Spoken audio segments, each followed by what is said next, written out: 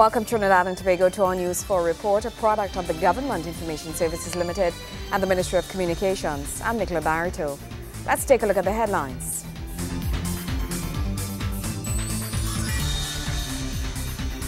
The Foreign Minister has pledged TNT's support in working with the UN to combat transnational organized crimes.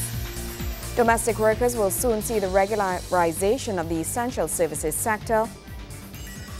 And the Education Minister calls on pupils to pray for leaders of government so they will always have the courage and fortitude to do what's right for the children. Thank you for joining us. Foreign Affairs Minister, the Honorable Winston Dukeran, has pledged the support in working with the UN to combat the illicit trade in narcotics, small arms and light weapons, as well as transnational organized crimes, which pose a serious threat to the rule of law within CARICOM. Delivering his first statement to the high-level meeting of the UN-sponsored UN session, the minister, who was introduced by Vice President of the General Assembly, Ambassador Rodney Charles, said this is vital to secure the peace, security and stability of Trinidad and Tobago and the region. I give the floor to His Excellency Winston Dukeran, Minister for Foreign Affairs of Trinidad and Tobago. Minister Dukeran said the high-level meeting is a timely expression of the principal premise on which the Charter of the United Nations is predicated. It is, he said, a principle that is the cornerstone for the conduct of international relations among states and the anchor of the quest for good governance. The path to growth and development, the promotion of human rights, and the policy strategy to tackle issues like climate change, poverty, and the peaceful resolution of conflicts are dependent on the adherence to the rule of law. He said in the midst of the global economic and financial crisis, the challenge of good governance, especially in increasingly diverse societies searching for peace, the rule of law offers the most durable and reliable basis for lasting solutions, admitting that there is an existing deficit in its practice, but one that creates real prospects. We have a golden opportunity to work together to address the implementation deficit in fulfilling our domestic and international legal obligations, which has impacted on the maintenance of the rule of law. The Foreign Minister told the meeting that Trinidad and Tobago acknowledges that strengthening of the rule of law lies at the heart of the social contract which subsists between the state and its citizens. The fundamental rights and freedoms of the individual are protected and entrenched in our Constitution without discrimination by reason of race, origin, color, religion, or sex. The minister said provisions relating to equality before the law and the protection of the law are also safeguarded under the supreme law of Trinidad and Tobago. From the United Nations, this is Gideon Hanamansing.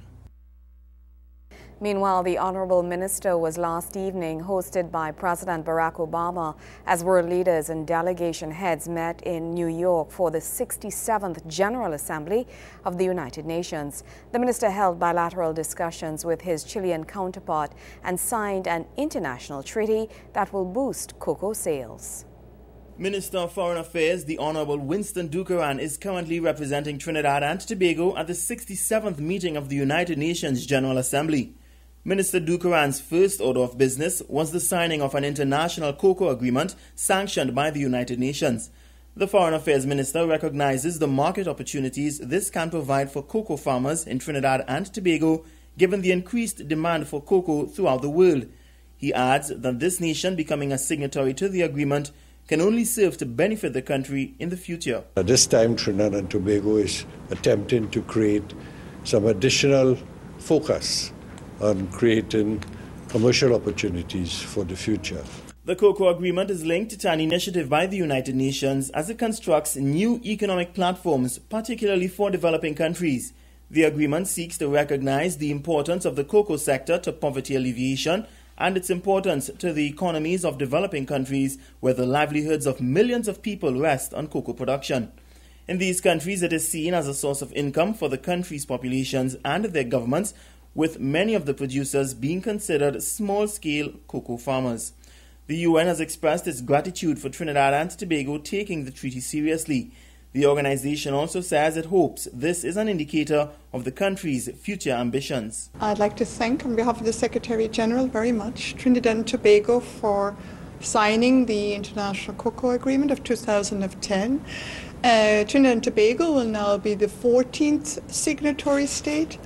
8 states are already parties to the treaty, and it is our hope that with this first step in expressing its intention to in the future become a party, that we will be able to have a future treaty action in that regard from Trinidad and Tobago in the not so distant future. Minister Ducran also spent his first day at the General Assembly meeting holding bilateral talks with his Chilean counterpart. Chile's Foreign Affairs Minister Alfredo Moreno met with Minister Ducran to discuss ways of advancing talks on several matters. These included trade, CARICOM, taxes, and support for the Chilean candidate to the UN Security Council. Minister Ducran adds that citizens can expect this government to work on developing the relationship Trinidad and Tobago shares with Chile. Gregory McBurney, News 4. More news after the break. Stay with us.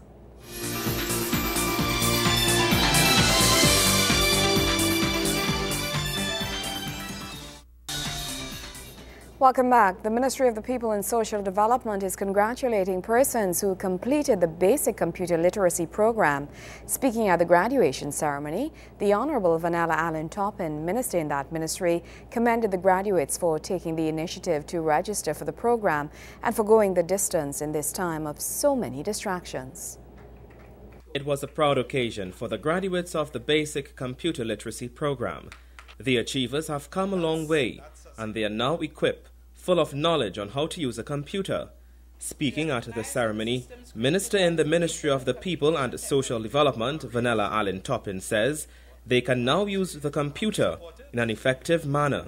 We recognize that the systems created by information and communication technologies are necessary for advancement of every modern progressive society. Hence, the government has also committed to expanding the country's internet connection capabilities so that every citizen will be able to have access and conduct business for a wide range of government services. Development for us is about improvements in the quality of life we all enjoy. She says computer skills have become increasingly important as companies have started to depend upon computerized technology to get work done.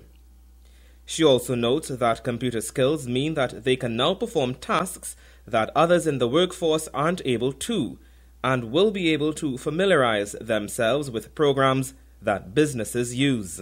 An educated population is an empowered population, empowered to take responsibility for its own advancement as well as the development of communities.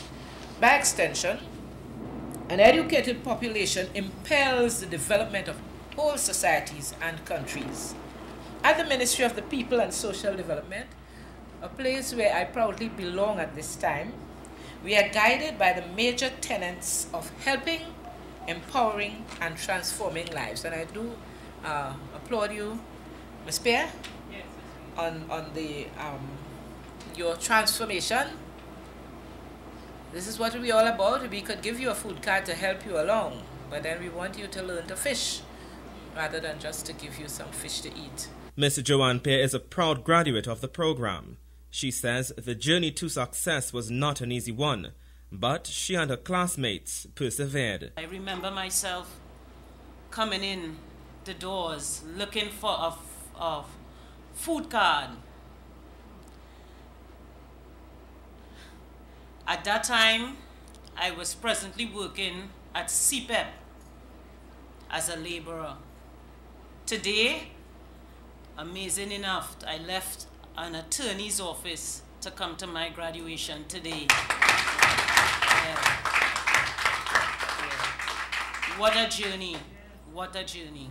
She says the computer literacy program led to a total transformation, which channels positive growth. We are no longer scared of computers, but I would like to say a computer is scared of me now. The basic computer literacy graduation took place at the multi-purposed community-based Telecenter, San Juan, Laventille. Joseph Lopez, News 4. In other news, domestic workers for years have provided essential services that enable others to work outside the home. This according to Labour Minister, the Honourable Errol McLeod, who made the comment during the signing of the registrar, which will see the regularization of this sector and better working conditions provided for domestic workers.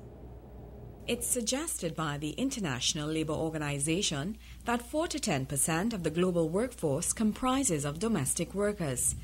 And while this has existed for some time here in Trinidad and Tobago, steps are being taken to regularize this sector of the labor force. The Ministry of Labour and Small and Micro Enterprise Development began this process through the creation of a registrar of domestic workers with the aim of providing higher wages and a better work environment for domestic workers.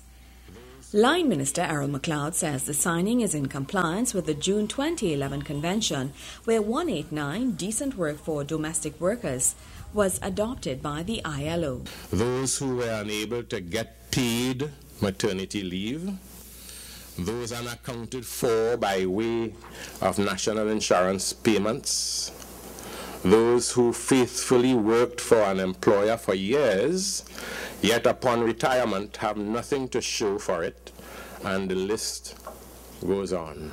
This Convention 189 calls for basic labor rights to be extended to domestic workers. Convention 189 signifies a progressive move in the right direction for the protection of domestic workers, particularly those most vulnerable, such as young girls and women. To date, Trinidad and Tobago has ratified a number of ILO conventions which recognize the rights of domestic workers. Ida LeBlanc, General Secretary of the National Union for Domestic Employees, NUD, says while her organization has been established since 1974, with attainment of union status in 1982, there still is the need for such workers to be recognized as a main part of the labor force in Trinidad and Tobago. The real burning issue for us is to ensure that domestic workers are brought up in line like all other workers. And this ILO convention and recommendation seeks to do that, because in the convention they have outlined all the protection that is needed to bring domestic workers up in line as all other workers. She adds that while providing structure for this sector appears to be a daunting task, creating awareness among these workers that they also have rights for protection is another challenge her organization hopes to achieve. We are making a great contribution to society and also to the economy of Trinidad and Tobago. So one of the things that we are focusing now is partnering. We have been partnering with the Ministry of Community Development, also with the Ministry of Labour, who has been very helpful to us in helping us with our training and worker education programs. Because we need to let people, the domestic workers, be aware of the laws that cover and make provisions for them to enable protection for them. Because I boast when I go, I don't mind the minister might hear me quarreling, and I want recognition for domestic as workers and all that. But when I go out there, I boast about the laws we have. Minister McLeod explains the purpose of the register as one that would provide an avenue for outreach and assistance for both the worker and employers in need of services offered by the ministry. The purpose of the register is twofold.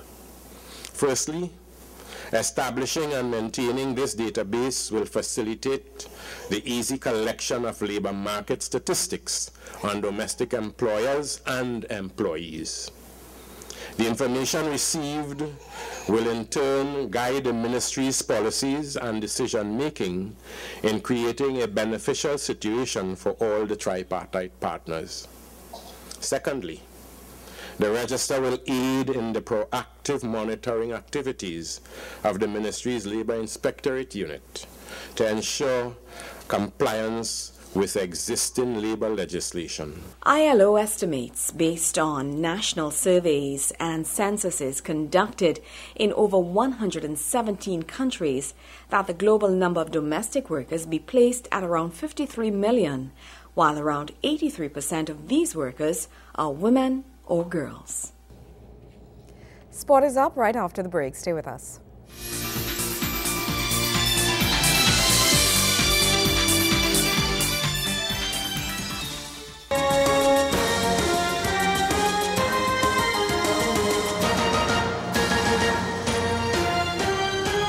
Caledonia AIA arrived in San Pedro Sula, Honduras, determined to end their CONCACAF Champions League campaign in style. The Caribbean champions will meet CD Marathon on Wednesday in their final Group 5 match, and with MLS outfit Seattle Sounders already headed to the quarterfinal with a perfect record to date, the AIA Marathon match is set to be a classic clash for bragging rights.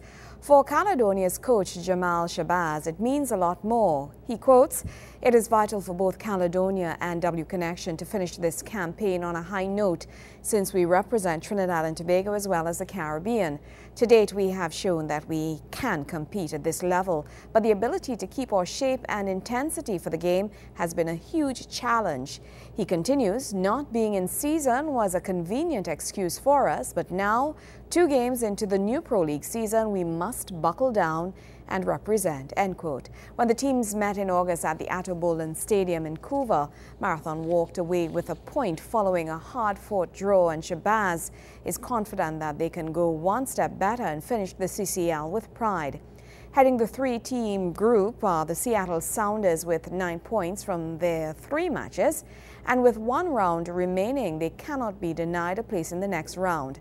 According to Shabazz, they deserve to be in the final 8. Seattle has displayed tremendous maturity and has proven they are the top team in the group, and we wish them well in the next phase of the competition. The match kicks off at 8 p.m. local time. More news after the break. Stay with us.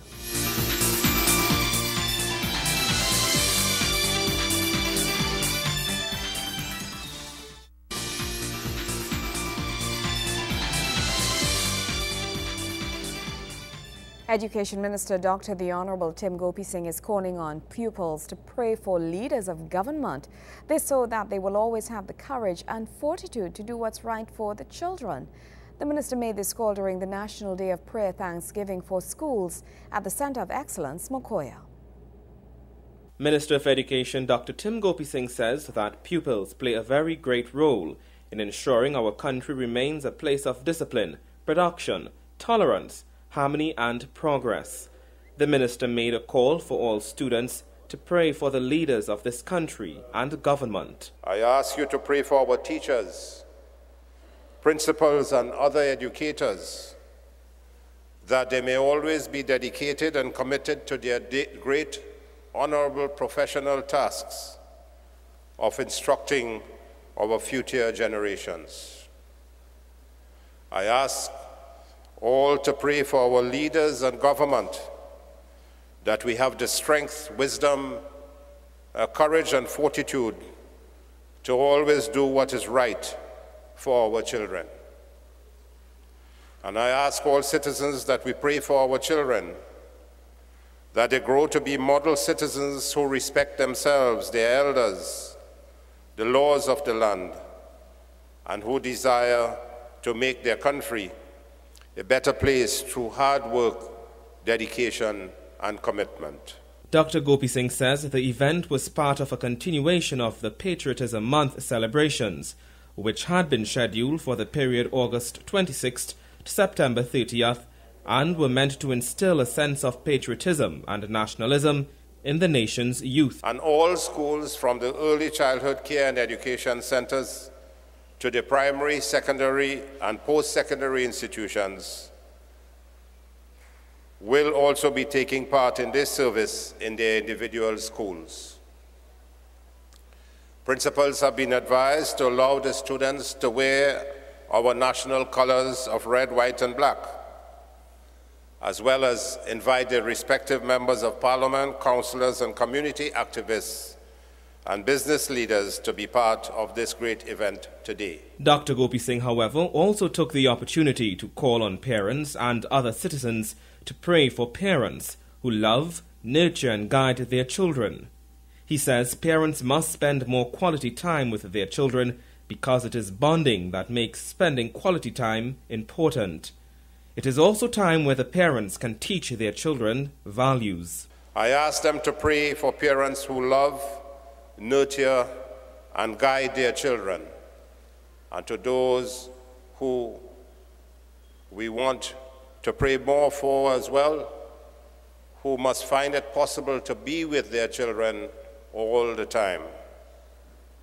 And we want to also pray for the absentee fathers, or the plague of absentee fathers, to be eradicated. Minister Gopi Singh was addressing pupils and teachers from each of the 8 educational districts at the National Day of Prayer and Thanksgiving for Schools at the Center of Excellence in Mokoya, where he made the request.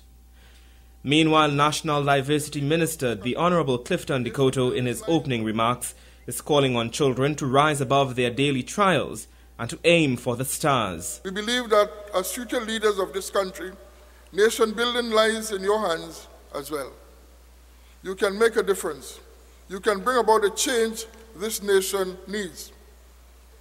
Past American President John Fitzgerald Kennedy once said, "Children are the world's most valuable resource and its best hope for the future." You must rise above the trials and tribulations which you encounter on a daily basis and choose to do what is right.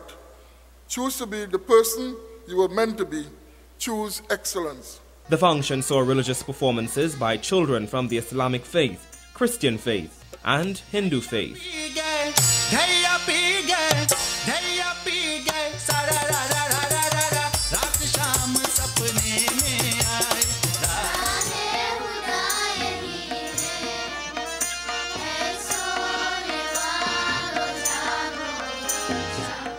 Joseph Lopez, News 4.